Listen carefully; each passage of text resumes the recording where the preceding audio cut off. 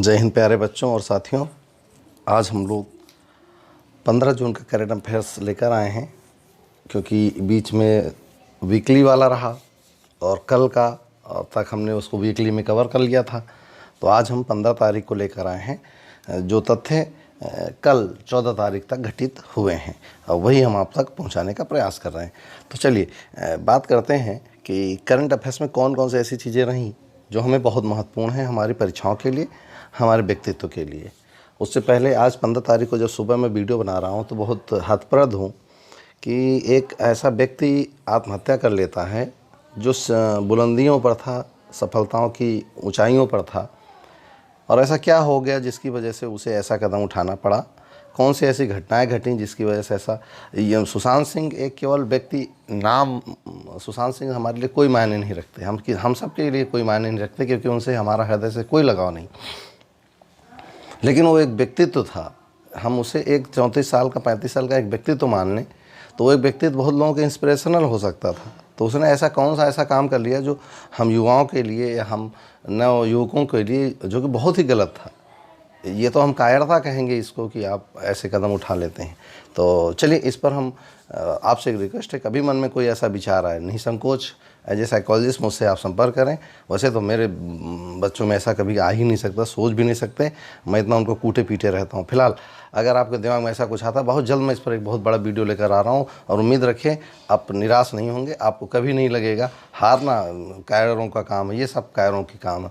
आप कहेंगे कि वो, देखिए रियल लाइफ और रियल लाइफ में अंतर है। वो रियल लाइफ तो जिए लेकिन रियल लाइफ से निकल गए ना।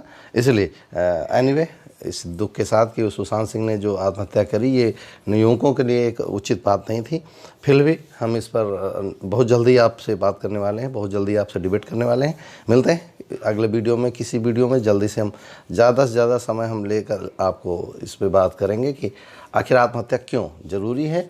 अगर ज़रूरी है तो भाई सब लोग एक ही काम करें ना, कोई मुसीबत आ बस टंग जाओ। ये कोई समस्या का समाधान नहीं हुआ। इतनी कीमती लाइफ मिली यार, उसको एंजॉय करने के लिए मिला कि लटकने के लिए मिला है, और वो भी किसके लिए, किसी अदर पर्सन के लिए। भाई क्यों भाई, ये जीवन मेरा अपना है, जिम्मेदारी मेरी है ना। चलिए मिलते हैं नेक्स्ट वीडियो में, किसी वीडियो में बहुत जल्द। आत्महत्या को लेकर, सुसाइड को लेकर हम बहुत जल्दी चर्चा करने का प्रयास करेंगे। फिलहाल आज का करंट अफेयर्स पढ़ लेते हैं जो हमारी परीक्षाओं के लिए ज़रूरी है। सुशांत सिंह एक परीक्षा का हिस्सा नहीं बनेंगे, परेशान मत होइए।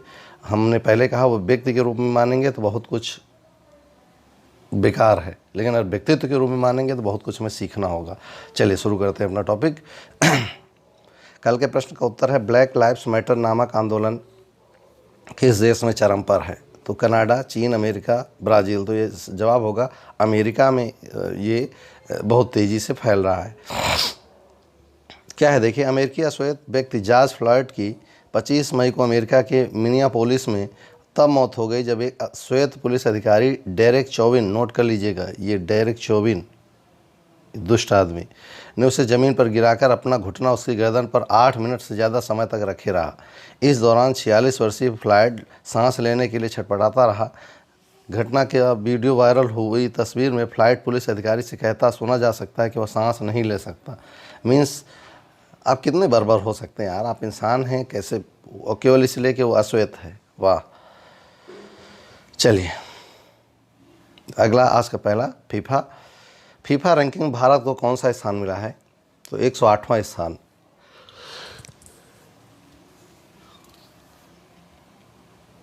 देखिए जरा, भारत में फीफा रैंकिंग में 108वां स्थान बरकरार रखा है। इस सूची में बेल्जियम पहले स्थान पर, नोट करेंगे, और विश्व चैंपियन फ्रांस दूसरे स्थान पर, जबकि ब्राज़ील तीसरे स्थान पर। हाल ही में कोरोना वायरस महामारी के मद्देनज़र फीफा विश्व कप और अंतर्राष्ट्रीय स्तर पर अन्य प्रमुख खेलों के लिए क्वालिफायर टूर्नामेंट स्थगित कर दिए गए। आप जानते हैं इस समय कोरोना वायरस के कारण।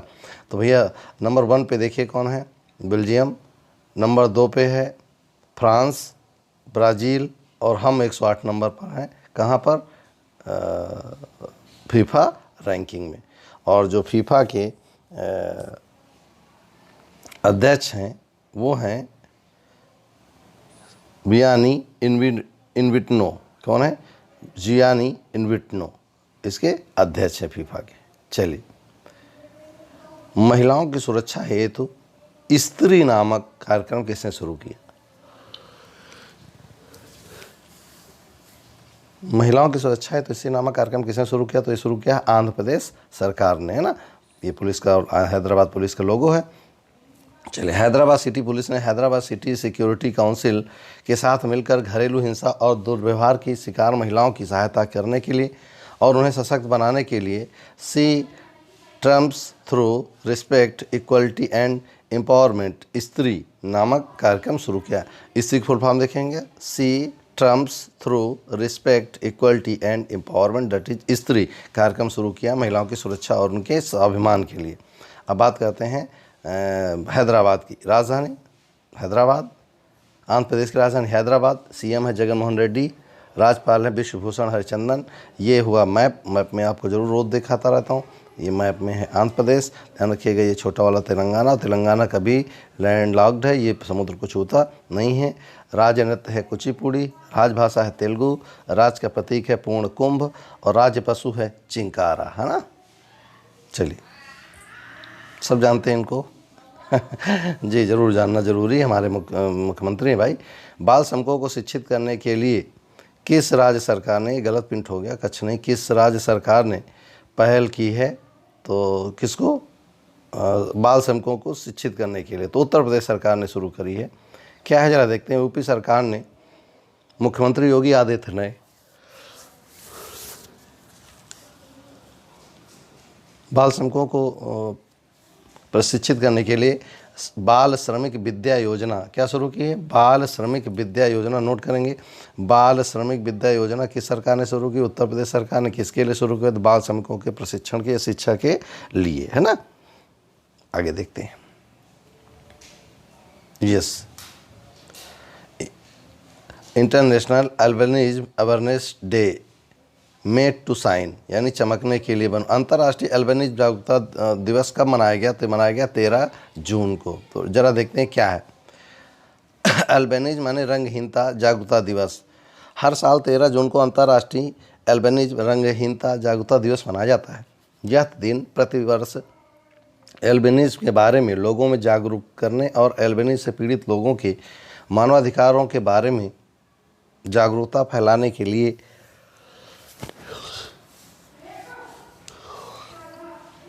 मनाया जाता है। हर साल लोगों को शिक्षित करने और एल्बिनिज्म के साथ जीने की कला सिखाने के लिए। अच्छा, पहले बड़े बात चल रही है, ये एल्बिनिज्म है क्या? एल्बिनिज्म वह होता है जिसमें किसी व्यक्ति की जो आँख का कोन एंड सिलेंडर, मैंने आपको पढ़ा रखा है क्लास में, कोन एंड सिलेंडर होते हैं। तो कोन एंड सिलेंडर में तो दोनों में से वेपिंग हो जाती है। वेपिंग माने होता है स्पष्ट नहीं होता कि वो कोन है कि सिलेंडर है। तो उसमें कोई भी कलर उनको समझ में, आप कुछ हो दिखाओ, उनको एक निश्चित कलर होता है। अब ये नहीं कहें कौन सा कलर होता है निश्चित कलर ही उनको सब चीज़ पे दिखेगा। यानी यूँ मान लें कि अगर ब्लैक वाइट दिख गया तो फिर पूरी दुनिया उनको ब्लैक एंड वाइट ही दिखेगी। इसे कहते हैं एल्बिनिज्म। ठीक है, अगला देखिए। विश्व खाद्य पुरस्कार से सम्मानित अमेरिकी भारतीय कौन है? विश्व खाद्य पुरस्कार से सम्मानित अमेरिकी भारतीय, यानी इसका मतलब भारत में रहने वाले अमेरिका में रहने वाले भारतीय है। कौन है?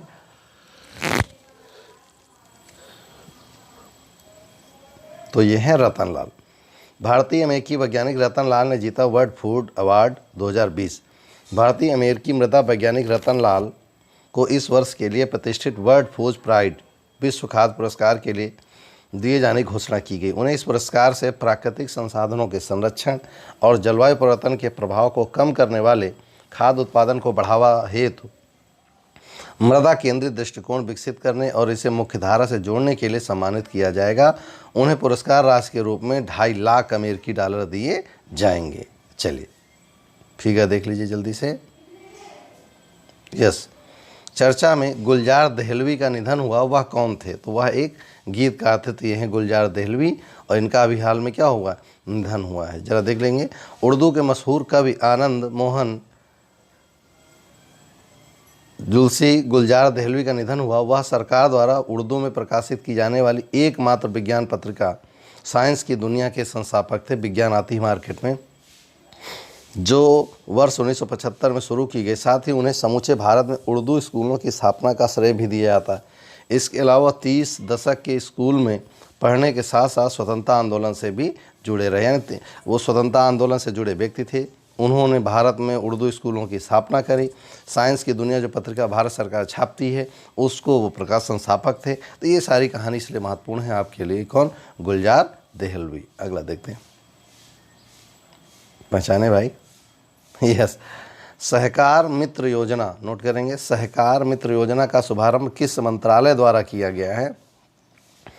तो कृषि और किसान विकास मंत्रालय। केंद्रीय कृषि और किसान कल्याण मंत्री नरेंद्र सिंह तोमर ने राष्ट्रीय सहकारिता विकास निगम की विशेष पहल पर सहकार मित्र इंटर्नशिप कार्यक्रम पर योजना का शुभारंभ किया है। तो ये है कृषि एवं किसान कल्याण मंत्रालय द्वारा, है ना। अगला देखते हैं, यस, मिशन सुविधा किस राज्य सरकार द्वारा संचालित योजना है? मिशन सुविधा क्या है मैं बता रहा हूँ आगे। किस राज्य सरकार द्वारा संचालित योजना? तो ये उड़ीसा सरकार द्वारा संचालित योजना है। यहाँ मैप लगाना हम भूल गए हैं, देख लीजिएगा। उड़ीसा छात्रावासों के लिए ISO प्रमाण पत्र प्राप्त करने वाला बना देश का पहला राज्य। ISO माने इंडियन स्टैंडर्ड ऑर्गेनाइजेशन, यानी जो प्रमाणन संस्था है वो जनजाति छात्रों के लिए ISO प्रमाण पत्र प्राप्त करने वाला देश का पहला राज्य उड़ीसा है। SC/ST के कल्याण विभाग ने राज्य के सभी आदिवासी छात्रावासों के बुनियादी ढांचे, सुविधाओं और मानव संसाधनों को समान मानक प्रदान करने के लिए मिशन सुविधा प्रारंभ की है। मिशन सुविधा माने छात्रावासों में मूलभूत सुविधाएं सारी उपलब्ध कराई जाए और इसके लिए उसे ISO सर्टिफाई, यानी वहाँ सुविधाएं छात्रावासों में बहुत अच्छी हैं। चलिए पहचानिए, जैसे चलिए बात करते हैं, किस राज्य सरकार द्वारा आंगनवाड़ी कार्यकर्तियों को कोरोना योद्धा घोषित किया गया है? तो आंगनवाड़ी कार्यकर्ताओं कोरोना योद्धा के रूप में मध्य प्रदेश सरकार ने घोषित किया, क्योंकि वो घर घर जाकर लोगों को जागरूक कर रही थी, लोगों को सैनिटाइज करने के लिए कह रही थी, इसलिए बहुत काम किया गया आंगनवाड़ी लोगों ने मिलकर। कहाँ? मध्य प्रदेश में, इसलिए उन्हें कोरोना योद्धा का दर्जा दिया गया है। तो चलिए मैप में देख लेते हैं। तो ये रेड कलर में जो आपके सामने है ये मध्य प्रदेश है। मैं आपके लिए इसलिए इस तरह का लाया हूँ ताकि जो लोग नए होते उन्हें पता है तब उसका पड़ोसी राज्य कौन सा है। तो ज़रा पड़ोसी राज्य एक तरफ से देख लीजिए। देखिए यहाँ पर राजस्थान है, यहाँ पर उत्तर प्रदेश है, यहाँ पर छत्तीसगढ़ है, यहाँ पर महाराष्ट्र है और यहाँ पर गुजरात है। तो ये है मध्य प्रदेश के चारों ओर सीमाएं। तो आपको लगे हुए राज्य जरूर पता होने चाहिए। देखिए कैपिटल है भोपाल, CM है शिवराज सिंह चौहान और राज्यपाल हैं लालजी टंडन, है ना। मध्य प्रदेश सरकार ने दिव्यांग आंगनवाड़ी कार्यकर्ताओं को कोरोना योद्धा का दर्जा देने की घोषणा की है। इन दिव्यांग आंगनवाड़ी कार्यकर्ता को यह दर्जा राज्य में चल रहे कोरोना संकट के दौरान महत्वपूर्ण भूमिका निभाने के लिए दिया जाएगा। मैं पहले इसके बारे में बता चुका हूँ। तो ये था हमारा कहानी आज की पूरे सेशन में। और आज हम महत्वपूर्ण बिंदुओं को नहीं ला पाए किसी कारणवश। तो चलिए नेक्स्ट बिंदु में आपको हम अधिक से अधिक कमेंट और अधिक जानकारी लेकर आएंगे। फिलहाल आज का देश देख लेते हैं। आज का देश है इटली, राजधानी है रोम, मुद्रा है यूरो, राष्ट्रपति हैं सर्जियो मटरेला, प्रधानमंत्री हैं जूसेप कोंटे, संसद है सीनेट, महाद्वीप है यूरोप, राष्ट्रभाषा इतालवी, जनसंख्या में स्थान 22वां, GDP में स्थान 9वां और क्षेत्रफल में स्थान 71वां है। राष्ट्रीय ध्वज आपके सामने है। अगर इसको तिरछा घुमा दें, बीच में अपना तिरंगा लगा दें तो हमारा बन जाएगा, यानी इटली हमारा हो गया। चलिए आज अभ्यास के लिए प्रश्न, आप हमें जवाब दीजिएगा, ज़रूर दीजिएगा, निराश मत होइएगा, खूब मेहनत करिएगा, ईमानदारी से पढ़िएगा, बाकी मैं हूँ। किस राज्य सरकार ने नए जैव विविधता पार्क को उद्घाटित किया है? और वो उस राज्य का सबसे बड़ा जैव विविधता पार्क है, मैंने आपको पढ़ाया था। तो जब आपको जवाब देना है केरल, मिजोरम, आंध्र प्रदेश, उत्तराखंड। केरल, मिजोरम, आंध्र प्रदेश और उत्तराखंड, इनमें से आपको जवाब देना है किसने अपना नया जैव विविधता पार्क खोला है ना। तो ये थी कहानी किसकी, आज पूरे सेशन की, जो हमें आप तक पहुंचानी थी। चलिए अब इसी उम्मीद के साथ कि आप कोरोना से बचते रहेंगे, सेफ रहें, घर पे रहें, ज़्यादा बाहर जाने की प्रयास ना करें, क्योंकि बड़ी विडंबना है कि जब 500 मरीज हुआ करते थे तो पूरा देश घर के अंदर था। अब 3 लाख मरीज हैं तो पूरा देश रोड पे है। ये बहुत ही दुख की बात है। कृपया करके बिना किसी आवश्यक कार्य के घर से बाहर ना निकलें। ये आपके लिए अच्छा नहीं होगा और देश के लिए अच्छा नहीं होगा। और मैं आपको पहले ही बता चुका हूँ, सबसे पहले देश है, फिर हम हैं। हम रहें ना रहें, यह देश रहना चाहिए, अटल जी ऐसा कहा करते थे।